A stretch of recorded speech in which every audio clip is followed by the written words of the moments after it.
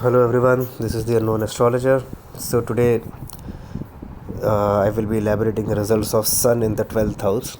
So, as you guys must be aware of, if you are following this series, 12th house is the natural sign of Pisces, and Sun in the sign of Pisces is actually Sun in the sign of a friend, Jupiter. But sign of Pisces is your private bedroom.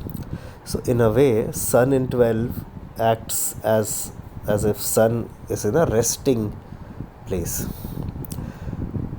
So the Sun doesn't become very active here, but it shows that one may develop a very vivid imagination. One may develop a strong sense of photo and picture and video based memory, uh, photographic memory kind of. They may remember the pages of a book which they have read like a screenshot. So it develops great imagination, great memory. For the father, it isn't a very good placement. It shows that the father could be absent or could be very busy, and when the native was growing up, he or she did not get father's emotional support or physical support or financial support. At least one of these three supports will not be there, or it could be that all three are not there. In extreme cases, if the ninth house is also very weak, it can show that the father is not available mostly. In some cases, it also shows that this child could be an adopted child. I've seen this in a couple of adopted child's chart in which the biological father was not present, but the adopted father, the stepfather, was always there. It also shows that the native will have very distinct pull of going abroad and settling out of their place of birth or the place of residence, if not the place of birth.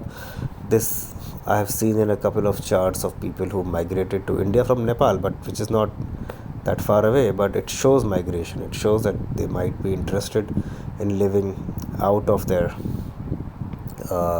current country.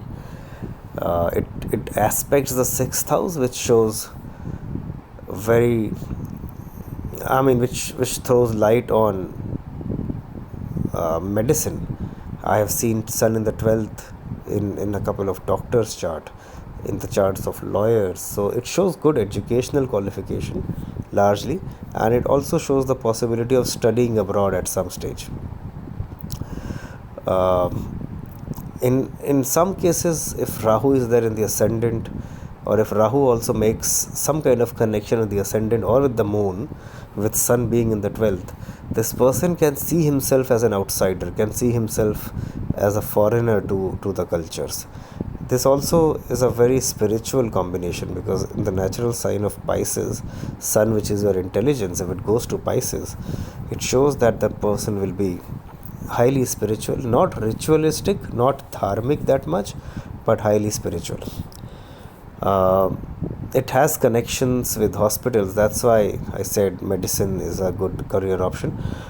It also can show that the father could be a doctor, or the father could have some connection with charity and social service and ashrams, etc. of some kind. If nothing, it could just be alternative healing with yoga and some other form of alternative medicine. Even Ayurveda is a possibility.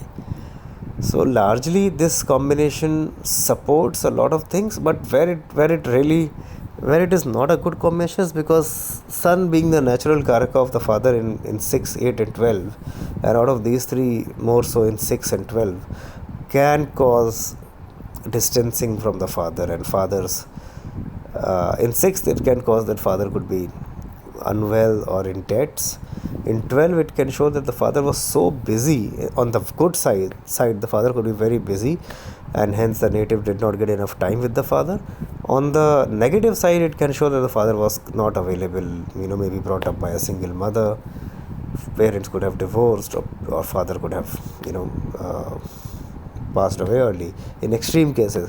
But for passing away of the father, the natural karaka, which is sun, has to be seen. That has to be weak also.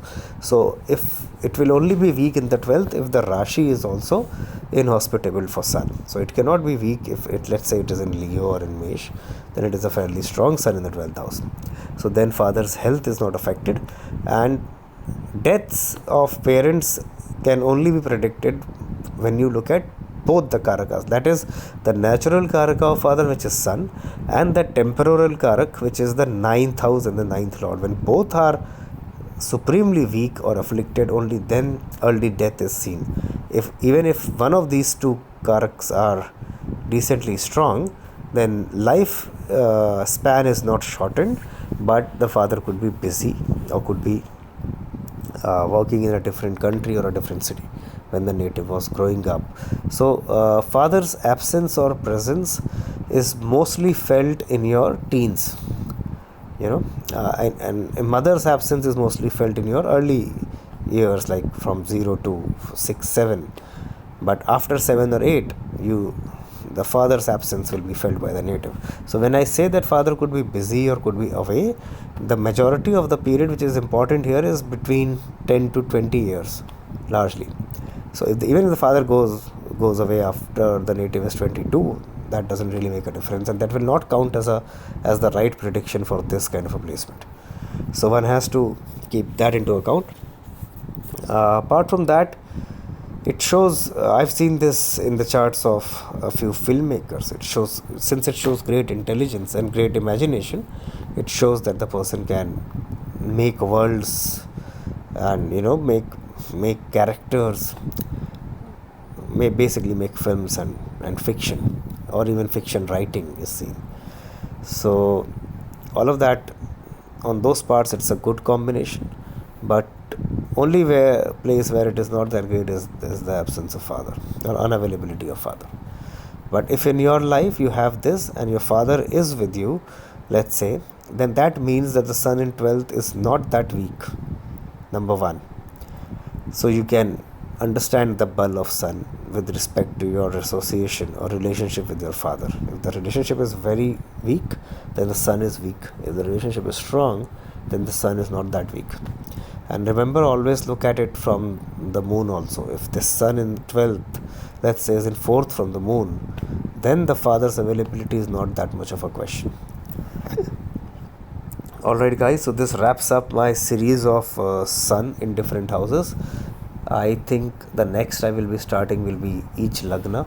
So we will take up, let's say, Aries lagna, and then we will describe all the possibilities of all the houses, all the lords, all the planets, and the major mahadashas for Aries lagna, and so on and so forth. Thank you. Keep watching.